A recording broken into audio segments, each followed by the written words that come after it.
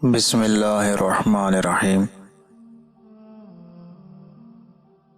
ناظرین گرامی، آج ہم آپ کی خدمت میں اولاد کی چند اقسام بیان کریں گے کہ اولاد کتنے قسم کی ہوتی ہے۔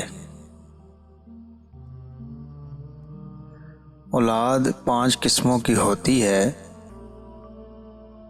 پہلی وہ جنہیں والدین کسی کام کو کرنے کا حکم دیں تو کہنا نہیں مانتے، یہ عاق نامراد ہیں۔ دوسرے وہ ہیں جنہیں والدین کسی کام کو کرنے کا کہہ دیں تو کر تو دیتے ہیں مگر بے دلی اور کراہت کے ساتھ، یہ کسی بھی قسم کے اجر سے محروم رہتے ہیں۔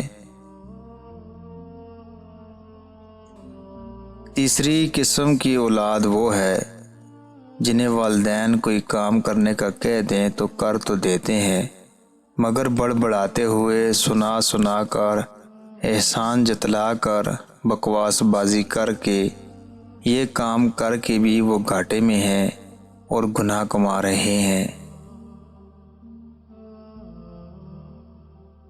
چوتھی قسم کی وہ اولاد ہے جنہیں والدین کوئی کام بتا دیں تو خوش دلی سے کرتے ہیں، یہ اجر کماتے ہیں اور ایسی اولاد بہت کم ہوتی ہے۔ پانچویں قسم کی وہ اولاد ہے جو والدین کی ضرورتوں کے کام ان کے کہنے سے پہلے کر دیتے ہیں، یہ خوشبخت اولاد کی نادر قسم ہے۔